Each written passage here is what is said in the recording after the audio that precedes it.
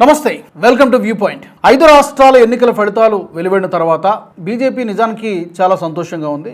ఒక్క తమిళనాడులో ఫలితంతో మాత్రం నిరాశలో కనిపిస్తోంది. పశ్చిమ బెంగాల్లో అంత హిస్టారికల్ విక్టరీ, చరిత్రాత్మకమైనటువంటి విజయం సాధించిన తర్వాత అదే పార్టీ మరి తమిళనాడులో ఎందుకు లెక్క తప్పింది? ఎందుకు కేవలం ఒకే ఒక సీటుకు పరిమితం కావాల్సి వచ్చింది? ఎక్కడ వ్యూహం బెడిసికొట్టింది? అంటే దీనికి చాలా కారణాలు ఉన్నప్పటికీ కూడా ఒక 3-4 ప్రధానమైనటువంటి కారణాలు చాలామంది సెఫాలజిస్టులు, విశ్లేషకులు, తలపడినటువంటి పాత్రికేయులు చెప్పినటువంటిది. దాంట్లో అందరి నోటి నుంచి కామన్గా వినిపించేటువంటి ఒక ప్రధానమైనటువంటి కారణం అన్నామలై ఫ్యాక్టర్ చాలా బలంగా పనిచేసింది.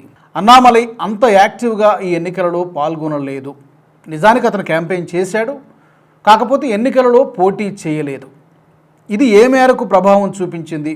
బీజేపీ కేవలం సింగిల్ డిజిట్ కూడా కాదు, కేవలం ఒక్క సీటుకే ఎందుకు పరిమితమైంది?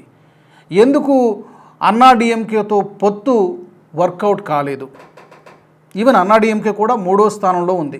ఫస్ట్ టీవీకే పార్టీ అయితే 108 సీట్లతోటి, డిఎంకే తర్వాత సెకండ్ ప్లేస్లో ఉంది. 59 సీట్లు వచ్చాయి. అన్నాడీఎంకేకి కేవలం 47 సీట్లు వచ్చాయి. బీజేపీకి ఒకే ఒక సీటు వచ్చింది. ఈ రిజల్ట్ని బట్టి ఏం అర్థమవుతోంది? ఎందుకు ఇక్కడ వ్యూహం ఫలించలేదు? స్ట్రాటజిక్ బ్లండర్ ఏంటి అంటే, ఇక్కడ ఇప్పుడు కాదు మొదలైంది. ఎప్పుడైతే అన్నామలైని తమిళనాడు రాష్ట్ర అధ్యక్షుడిగా ఒక టర్మ్ అయిపోయిన తర్వాత అతన్ని పక్కన పెట్టి నయనార్ నాగేంద్రని తీసుకొచ్చారో అక్కడే బీజేపీకి ఒక పెద్ద సెట్బ్యాక్. అదే వ్యూహాత్మక తప్పిదము అని చాలామంది అభిప్రాయపడుతూ ఉన్నారు. ఎందుకంటే అన్నామలైకి అఫ్కోర్స్ అన్నామలైలో కూడా ప్లస్ పాయింట్స్, మైనస్ పాయింట్స్ ఉన్నాయి. బట్ డెఫినెట్గా అధిష్టానం మరొకలాగా ఆలోచించింది. ఎందుకంటే పొత్తులో వెళ్ళాలి కాబట్టి, అన్నాడీఎంకేతో పొత్తులో వెళ్ళాలి అంటే డెఫినెట్గా ఆ పార్టీ పెట్టినటువంటి కండిషన్ ఏంటంటే, మేము అన్నామలై రాష్ట్ర అధ్యక్షుడిగా ఉంటే మేము పొత్తు పెట్టుకోము అని వాళ్ళు కండిషన్ పెట్టినట్టుగా అది ఓపెన్గా చాలామందికి తెలిసినటువంటి విషయమే. గతంలో ఈయనప్పుడు జయలలితను ఉద్దేశించి 1-2 కామెంట్స్ చేశారు కాబట్టి మేము మాకు బలంగా నాటుకుపోయింది, మేము అతనితో కలిసి ట్రావెల్ చేయలేము అని అన్నాడీఎంకే నేతలు చెప్పినట్టుగా, పళనిస్వామి చెప్పినట్టుగా, మిగతా నాయకులు చెప్పినట్టుగా ఉంది. సో బీజేపీ అధిష్టానం అటువైపు మొగ్గు చూపింది, పొత్తు వైపు మొగ్గు చూపింది. అన్నామలైన మన నాయకుడే కాబట్టి మనం ఏదో ఒక విధంగా మరొక రకంగా అతని సేవలను ఉపయోగించుకుందామని చెప్పి అతన్ని రాష్ట్ర అధ్యక్షుడిగా పక్కన పెట్టి నయనార్ నాగేంద్రని ఆ ప్లేస్లోకి తీసుకురావడం జరిగింది. బట్ మాస్ ఫాలోయింగ్ విషయంలో కానీ, సోషల్ మీడియాలో ఫాలోయింగ్ విషయంలో కానీ, ఏ విషయంలో చూసుకున్నా కూడా అన్నామలైకి నయనార్ నాగేంద్రనికి ఎక్కడా పోలిక లేదు. ఈ విషయంలో బీజేపీ అంచనా తప్పింది. రెండోది, సరే రాష్ట్ర అధ్యక్షుడిగా తప్పిస్తే తప్పించారు. 27 స్థానాల్లో బీజేపీ పోటీ చేసింది. ఈ 27 స్థానాల్లో ఏదో ఒక స్థానం నుంచి అన్నామలై గనక ఎన్నికల్లో నిలబడి ఉంటే మేబీ ఆ ఇంపాక్ట్ మరొకలాగా ఉండేది.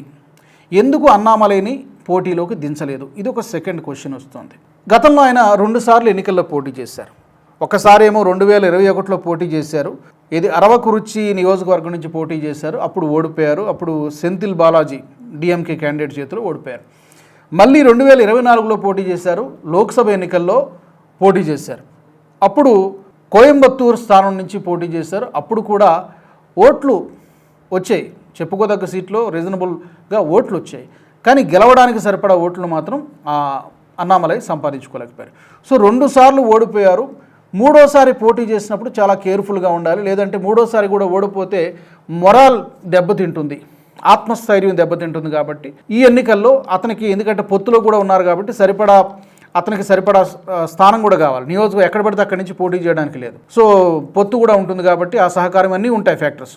అందుకని అతను పోటీకి దూరంగా ఉన్నట్టు ఈవెన్ అన్నామలై చెప్పింది కూడా అదే, బీజేపీ అధిష్టానం చెప్పింది కూడా అదే, రాష్ట్ర నాయకత్వం చెప్పింది అదే. ఇంకొక రీజన్ ఏంటి?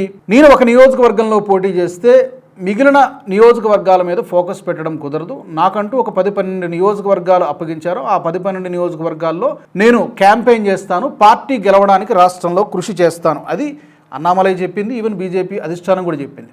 కానీ ఎందుకనో అతను పోటీలో నిలవకపోవడం వలన కేడర్లో కొంత నిరుత్సాహం కనిపించింది. సో ఈ కారణాలు ప్రధానంగా ఈ బీజేపీ కేవలం ఒక సీటుకే పరిమితం కావడానికి ప్రధానంగా చెబుతూ ఉన్నారు. ఒకవేళ రాష్ట్ర అధ్యక్షుడిగా అతన్నే కొనసాగించి ఈ ఎన్నికల్లో కూడా పోటీకి నిలబెట్టి ఉంటే డెఫినెట్గా పోటీకి నిలబడేవాడు అధ్యక్షుడిగా ఉండి ఉంటే.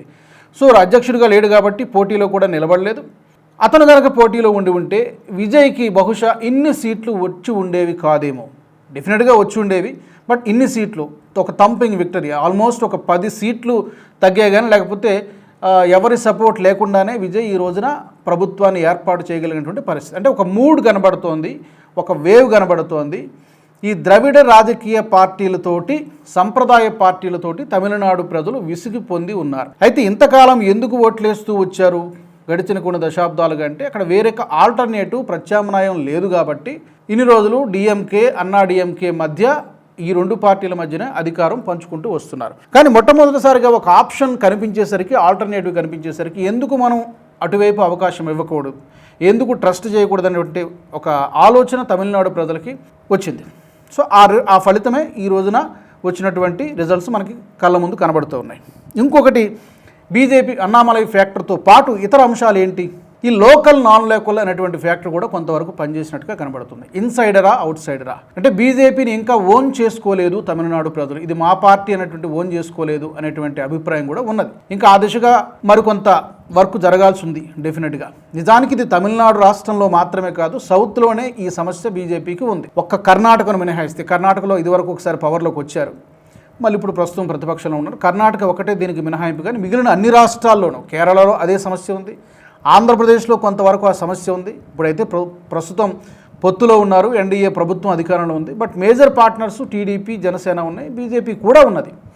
అక్కడ కూడా ఆ సమస్య ఉంది. పొత్తు లేకపోతే మళ్ళీ బీజేపీకి ఎన్ని సీట్లు వస్తాయనేది కొంతవరకు ప్రశ్నార్థకమైనటువంటి విషయమే. ఆంధ్రప్రదేశ్లో కూడా, కేరళలో కూడా ఆ సమస్య ఉంది. కేరళలో ఇంకా చెప్పాలంటే బెటర్ ప్రోగ్రెస్, అసలు ఖాతా తెరవదు అనుకున్నటువంటి పరిస్థితి నుంచి ఈ రోజున 3-4 సీట్లు తెచ్చుకున్నటువంటి పరిస్థితికి వచ్చిందంటే కేరళలో చాలా very good progress. But Tamil Nadu విషయంలోనే ఎందుకు ఇంత ఘోరమైనటువంటి ఫలితాలు వచ్చాయంటే, ఒకటి ఈ ట్యాగ్ లైన్ కూడా ఎలాగూ ఉండనే ఉంది. ఇందాక నేను చెప్పినట్టుగా లోకల్ నాన్ లోకల్, ఉత్తరాది పార్టీ అనేటువంటి ఒక ట్యాగ్ లైన్ కూడా ప్రతిపక్ష పార్టీలు వేస్తూ ఉంటాయి. నిజానికి అలాగ ఎప్పుడూ బిహేవ్ చేయలేదు బీజేపీ, అలా ఎప్పుడు బిహేవ్ చేయలేదు. అలా చేసుంటే ఈ రోజున ఇన్ని రాష్ట్రాల్లో, ఇన్ని కేంద్రపాలిత ప్రాంతాల్లో పవర్లోకి వచ్చి ఉండేది కాదు. కానీ ప్రతిపక్ష పార్టీలు ఆ ట్యాగ్ లైన్ని, ఆ ముద్రని బీజేపీ నుదుటి మీద వేయడానికి ప్రయత్నం చేస్తే అది ఇంకా సౌత్లో ఆ ట్యాగ్ లైన్ తొలగించాలంటే మరికొంత వర్క్ చేయాల్సినటువంటి అవసరం డెఫినెట్గా ఉందని అనిపిస్తోంది. తర్వాత అన్నా డిఎంకేతో పొత్తు ఎందుకు వర్కౌట్ కాలేదు, ఇందాక నేను చెప్పినట్టుగా బేసిక్గానే తమిళనాడు ప్రజలు కొంత ఈ ద్రవిడ రాజకీయ పార్టీల ఈ ఫ్రీబీస్ తోటి, సంక్షేమ పథకాలతోటి ఎంతకాలం ఇట్లా, ఏదో కొత్త రాజకీయం వద్దా అనేటువంటి ఆలోచనతో ఉన్నారు కాబట్టి, అన్నా డిఎంకే కూడా అదే మోసలో ఉన్నటువంటి పార్టీ కాబట్టి, మరి అలాంటి పార్టీతోనే బీజేపీ పొత్తు పెట్టుకున్నది కాబట్టి డెఫినెట్గానే ఈ కూటమి వర్కౌట్ కాలేదు, స్ట్రాటజీ వర్కౌట్ కాలేదు. రెండోది, ఓట్ ట్రాన్స్ఫర్ జరగలేదు. జనరల్గా ఎప్పుడైనా పొత్తు పెట్టుకున్నప్పుడు 2 లేదా 3 పార్టీలు పొత్తులో పెట్టుకున్నప్పుడు ఏపీలో కరెక్ట్గా ఓట్ ట్రాన్స్ఫర్ జరిగింది. అది ఆ భయం నిజానికి ఆ పార్టీలో కూడా ఉంది, కానీ కరెక్ట్గా అక్కడ ఓట్ ట్రాన్స్ఫర్ జరిగింది. 3 పార్టీల నాయకులు, కార్యకర్తల మధ్య కరెక్ట్గా సమన్వయం కనిపించింది. ఇక్కడికి వచ్చేసరికి గ్రౌండ్ లెవెల్లో పార్టీలు పొత్తు పెట్టుకున్నాయి, కానీ గ్రౌండ్ లెవెల్లో కేడర్ మధ్య, నాయకుల మధ్య ఆ సమన్వయం అనేది కొరబడింది డెఫినెట్గా. సో నాయకుల మధ్య ఆ సమన్వయం లేదు. ఇంకొకటి, అన్నా డిఎంకేకి పళనిస్వామి రూపంలో అతని సీటు వరకు కాపాడుకోగలిగాడు, కానీ మొత్తం కూటమిని ఒక తాటిపైకి తెచ్చి ఒక ముందుండి లీడ్ చేయడంలో డెఫినెట్గా పళనిస్వామి అంత ఎఫెక్టివ్గా పనిచేయలేదు. రెండోది, అతను అంత పెద్ద మాస్ లీడర్ కూడా కాదు, ఇది కూడా మరొక కారణంగా చెప్పుకోవచ్చు. తర్వాత జయలలిత మరణం తర్వాత డెఫినెట్గా ఒక నాయకత్వ లోపం, లీడర్షిప్ క్రైసిస్ అన్నా డిఎంకేను వేధిస్తోంది. ఇటువైపు డిఎంకేకి స్టాలిన్ ఉన్నాడు, తర్వాత అతని కొడుకు ఉదయనిధి స్టాలిన్ని గ్రూమ్ చేస్తూ ఉన్నారు. కానీ ఇటువైపు ఎవరున్నారయ్యా చూస్తే ఆ ఇంటర్నల్ కొట్లాటలు, క్లాషెస్ కూడా ఉన్నాయి. పన్నీర్ సెల్వంకి, పళనిస్వామికి మధ్య, అతను పార్టీ నుంచి బయటికి వెళ్ళిపోయాడు, డిఎంకేలో చేరాడు. ఈ పెద్ద టవరింగ్ పర్సనాలిటీ అనేది డెఫినెట్గా అన్నా డిఎంకేకి లోపించింది. ఒకటి, నాయకుల మధ్య ఇంటర్నల్ క్లాషెస్, రెండోది నాయకత్వ లోపం, లీడర్షిప్ క్రైసిస్ ఉంది, అది అన్నా డిఎంకేని వేధించింది. దాంతో ఈ కారణాలన్నిటి చేత బీజేపీ అన్నా డిఎంకే కూటమి సత్ఫలితాలను ఇవ్వలేదు. బహుశా వేరువేరుగా పోటీ చేస్తుంటే అన్నా డిఎంకే పరిస్థితి ఏమో, కానీ డెఫినెట్గా ఏదో ఒక రోజున అన్నా డిఎంకే ఉనికే ప్రశ్నార్థకంగా ఈరోజు కనిపిస్తుంది బికాజ్ ఆఫ్ లీడర్షిప్ క్రైసిస్. బీజేపీకి అక్కడ అన్నామలై లాంటి ఒక యంగ్ అండ్ డైనమిక్ లీడర్ దొరికాడు, కాకపోతే అతని సేవలు మరికొన్ని సంవత్సరాల పాటు ఉపయోగించుకుంటే బాగుండేది స్టేట్ లెవెల్లో అనేటువంటి అభిప్రాయం ఇప్పుడు మరొకసారి గట్టిగా వినిపిస్తోంది.